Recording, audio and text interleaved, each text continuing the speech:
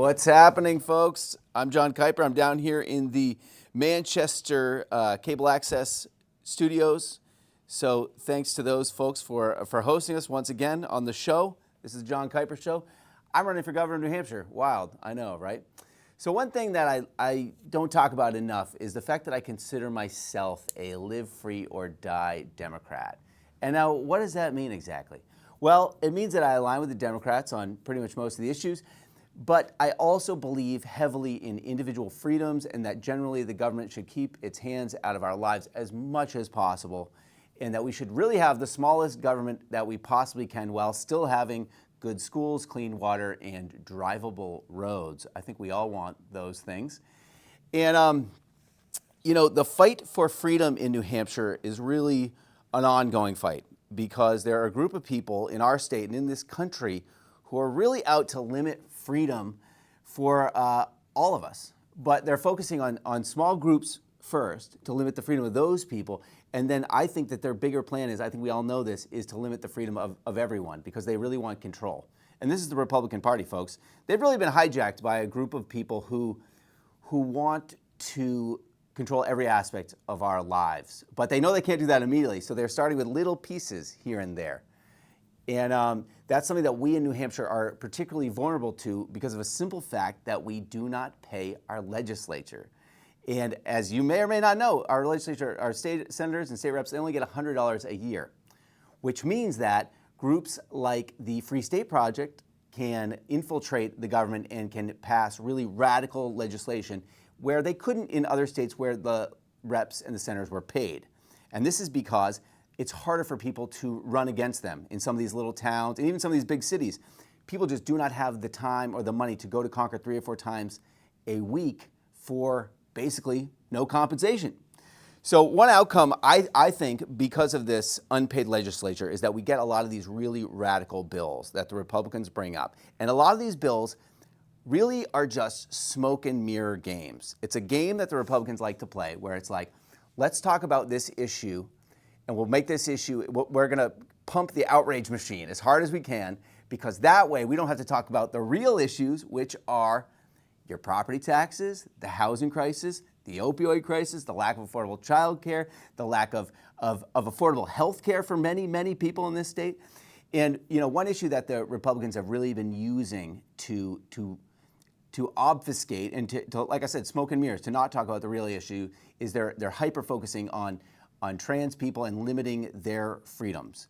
And to talk more about that and about ongoing legislation, that's in the works, some that hadn't been signed yet, that you still have a chance to oppose, is my friends here, Jose, sorry, I practiced so hard on that, Josie, Pinto, and Linds, Jakows. Thank you, folks, for coming on the show and for sharing your experience. You guys have been fighting for freedom in New Hampshire for a long time, for how long? Decades, right? I've been fighting for freedom in New Hampshire for about 10 years now. Or 6 years ago, I was lucky enough to manage the campaign that started to lay the groundwork for protections for transgender people in the state, but unfortunately we're starting to see quite a bit of backlash now, as you mentioned. So excited to get more into that. Yeah. And you want to talk about 2018 and the successes that were made that year? Yeah, so I am a non-binary person, so to me that means that when I was born, the doctor said it's a girl, but I've always felt like just a person, not a man or a woman. And just to define some terms, a transgender woman is someone who, when they were born, the doctor said it's a boy, and then they transition to be the woman that they know themselves to be, and vice versa for a trans man. And so in 2018, we updated our state non-discrimination law. We had a law against discrimination that included other categories like race, religion, sexual orientation, ability, but we didn't yet have gender identity as part of that. And so we worked really hard first to just introduce, New Hampshire. Obviously, transgender people have existed forever, but a lot of people were just finding out what it meant to be transgender for the first time in 2017, 2018. And We had panels in libraries, in cafes, in affirming spaces of faith, to just have people tell their personal stories of what their journey was, and to underscore the need for explicit protections to say you can't get fired from a job or denied housing or kicked out of a public space just for being a transgender or non-binary person. Was that under a specific organization that work was done? Or? Yeah, so I worked for, the campaign was called Freedom New Hampshire, and that was part of a national organization, Freedom for All Americans, that has now closed its doors, but was working on passing one of those laws in as many states as possible. And so New Hampshire at that time, we actually became the first entirely Republican-controlled state at that time to pass that kind of non-discrimination law. So look where we are now. It's genuinely really possible for people from all across the political spectrum to agree that it's the right thing to do to say, everyone should have the freedom to be themselves and shouldn't be discriminated against. But unfortunately, a small group of very loud fearmongers have succeeded in starting to potentially roll us back. Yeah, not good. And so let's talk about some of the bills that were passed this legislative season and where we're at with those, because they have not actually been signed into law yet. So there is still some chance to advocate for that. Right. So this legislative session, we had hundreds of people showing up at the State House, sharing their stories, testifying really strongly against these anti-trans bills that were introduced. And we had way more people signing in against those bills than for it. But at the end of the day, by a pretty narrow majority, we ended up in the place that we are now, which is there are 4 anti-LGBTQ bills that are heading to Governor Sununu's desk. They haven't yet arrived at his desk, but the first one would roll back the public places part of the 2018 law so that people could be kicked out of any business just for being transgender in that space. So some people are calling it, a bathroom ban, but which, it is an element of that bill, but it includes so much more. Wow. I actually didn't realize it went that far. And I think this is one of the huge problems with New Hampshire, and I'm sure this is a national problem, is just the lack of journalism. Our local journalism has been so defunded that, that's why I think it's really important that we come to spaces like this, where we have an opportunity to get our message out there. I mean, my whole campaign has been on social media, because I was like, I go and talk to people, and they just have no idea what's going on, and we sort of need to flood every possible avenue with this information, because it's just not getting to the voters. They don't know about the Freedom Voucher Acts or the Freedom Voucher bills. They don't know, about a lot of these radical things the Republicans are doing. And I think if 90% of the people heard that, they'd be like, whoa, wait, you're saying that trans people can just be kicked out of any public space if someone doesn't agree with them? That seems totally against the live free or die ethos that defines New Hampshire. Exactly. So, it's a really scary prospect for a lot of people that just want to live their lives and just want to go about their business without being discriminated against. I know people that still have experienced discrimination even since passing that law, who have moved to other states like Maine, where they feel more protected. And so if this is a state where we truly care about, everybody thriving and being able to live their lives freely, we need to make sure that we speak out against these bills. So that's the first one. What are the other 3? So the second bill is a sports ban that would ban any transgender girl from participating in sports teams with other girls in the middle school and high school level. And I want to be really clear that there's nothing about sports that is legitimate or as a way to pick a fight. Are people who are not interested in understanding what it means to be transgender have have deliberately picked a fight in this very narrow area, sports, because they want to exploit people's unfamiliarity with what it looks like to be a young trans girl participating in sports. And it's really just about everybody being able to participate, belong. Like, there are very few athletes that get to, the highest levels of competition.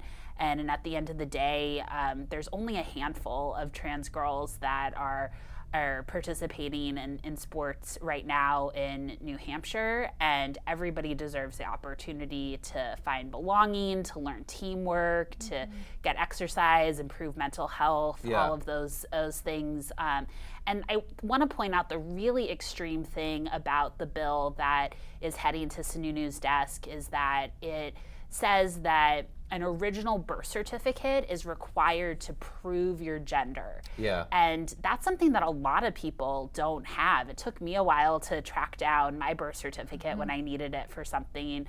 And a lot of poor families just don't have that. And so it says that other evidence, aka a genital inspection, would be necessary to prove gender. And so there's going to be a lot of girls who aren't trans who are going to be questioned under this bill. So it really is harming much more than the people that it's directly targeted at. And think of all the trauma we're going to put on these kids who are going through that. I mean, I can't imagine that happening at a young age, and we're doing that in schools.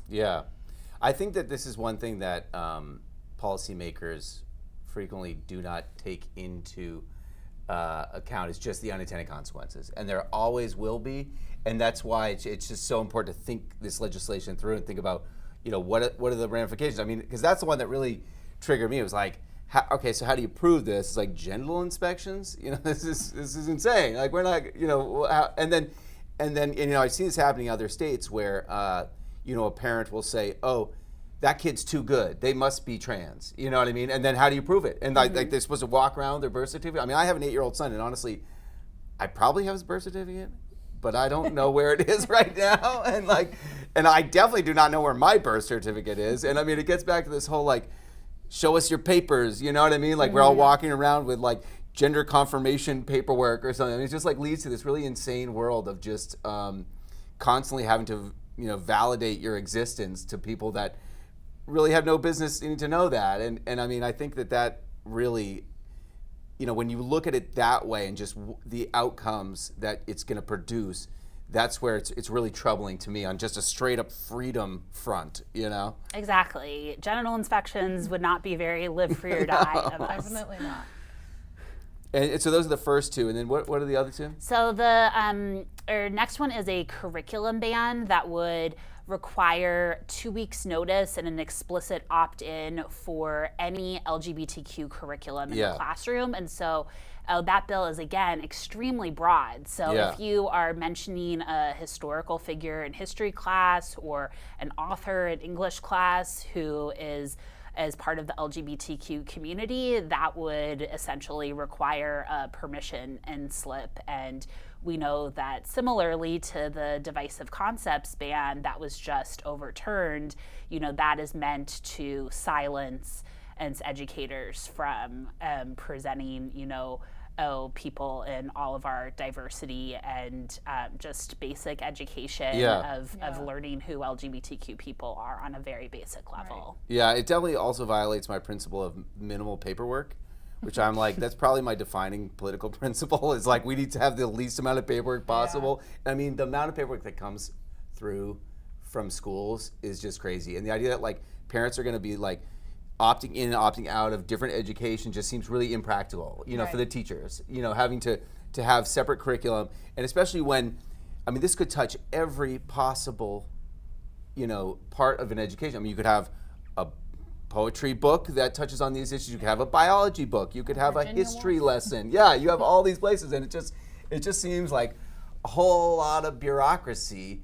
And for what? Like, what are they afraid of? And again, you can opt your kid out of sex ed, but they're going to be subject to genital inspections in schools, but they're not even going to get the education to learn about what genitals even are or what they do. So just the layers to it, And I mean, I think we've already seen that the lack of sex education just leads to people not knowing about STDs and like STIs and all these downstream effects that are just not good. And the idea that you're helping kids by not educating them about all these different things seems just really naive. And I mean, it's just like, you're gonna like shield them from, what other things are we gonna shield them from? Should we not tell them about, all these other catastrophes in history that have happened around the world that the U.S. has been part of? Yeah, I mean, there's been a lot of things that have happened that one group or another might say, oh well, I don't, if we're not going to talk about that, let's not talk about this, let's not talk about. I mean, the divisive concept one is just a great example because,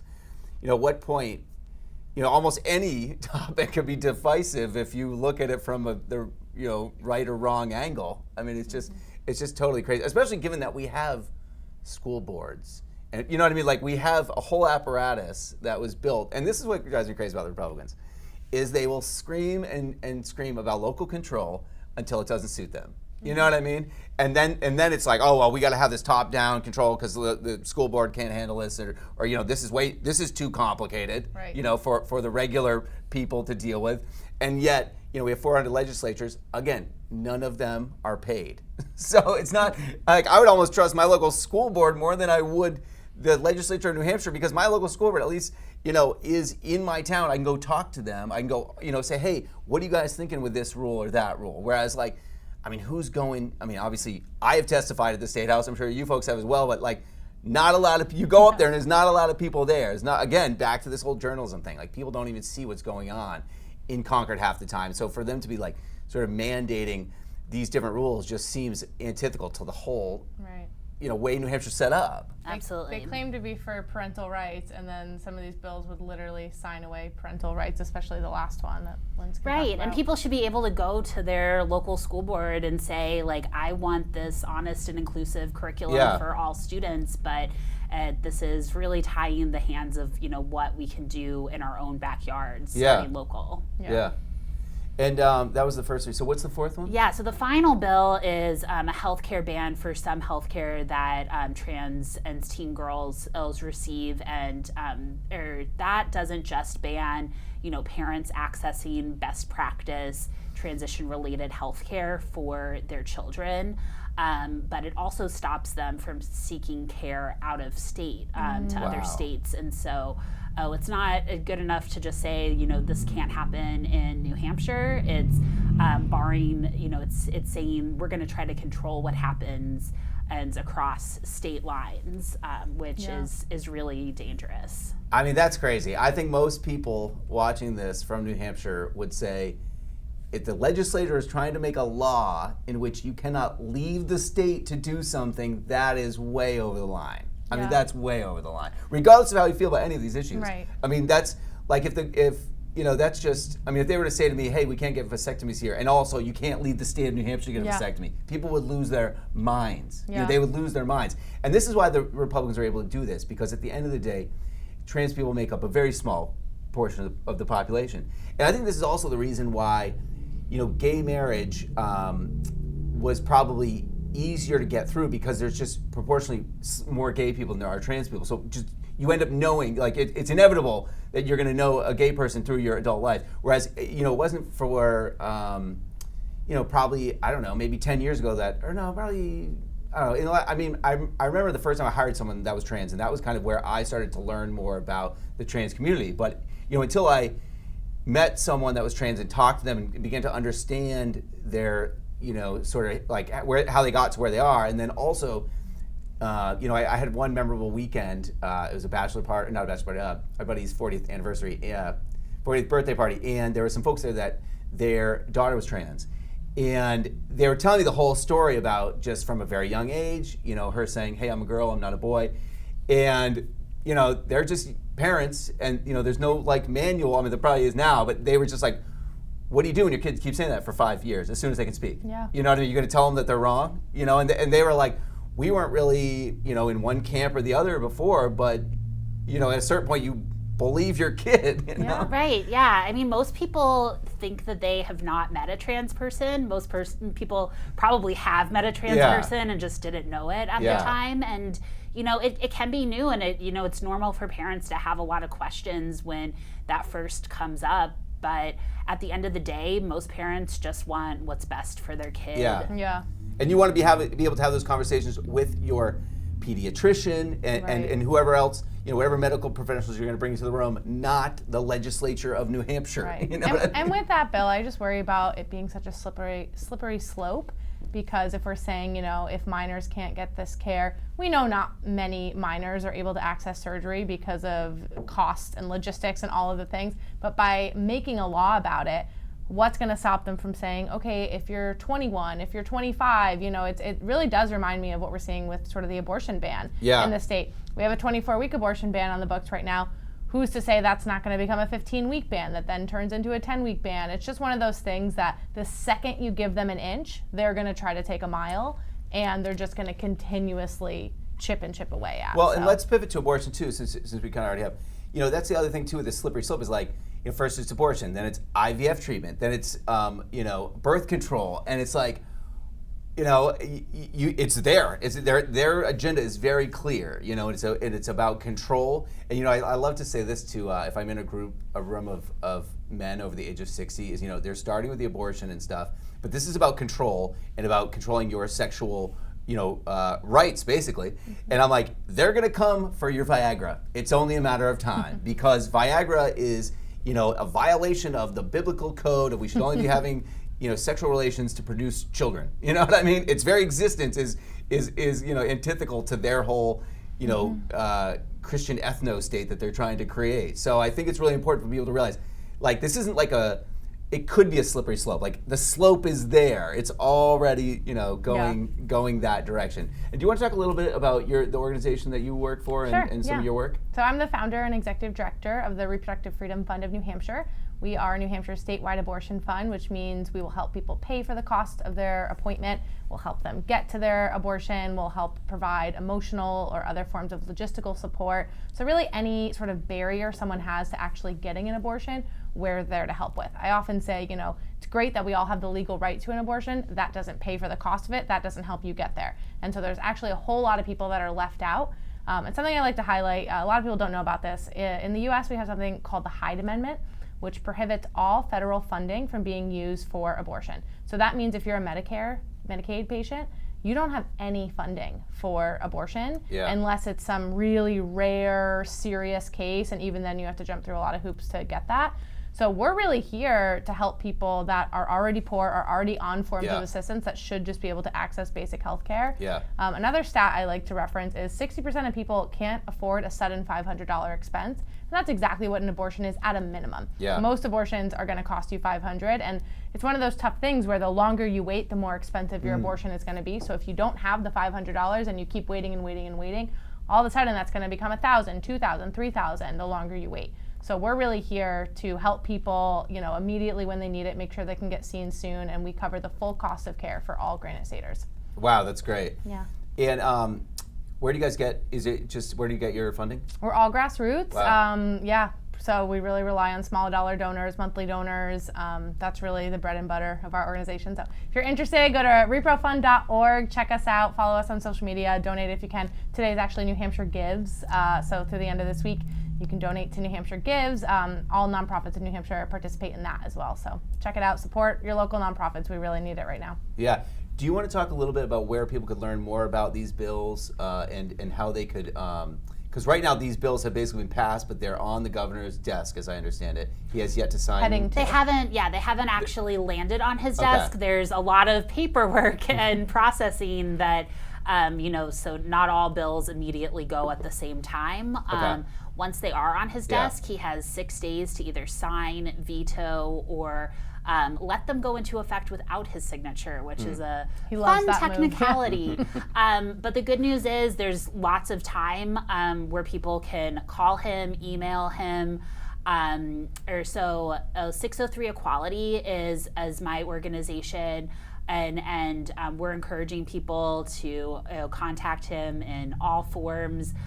So the best way, you can find all of our social media links, email links, donation links, is our linktree, linktr.ee/603 Equality NH. 603 Equality NH.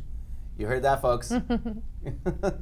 Go and check them out, and you can learn all about these anti-freedom bills and advocate for them, and just keep yourself informed, because that's really the biggest issue that we have in New Hampshire is just lack of information, and that's what we're trying to do here, is just get the information out there and get it into the hands of the people that need to make these decisions, because there's people in Concord that are making decisions that are going to impact all of our lives, and too many people do not understand what's going on up there, and that's really, really important. There's so many bills. I mean, we pass, thousands of bills go through every year. It's really hard to keep track. Yeah, that's true. I mean, part of the issue with New Hampshire is the size of the legislature, and everyone can submit a bill, and frequently they do.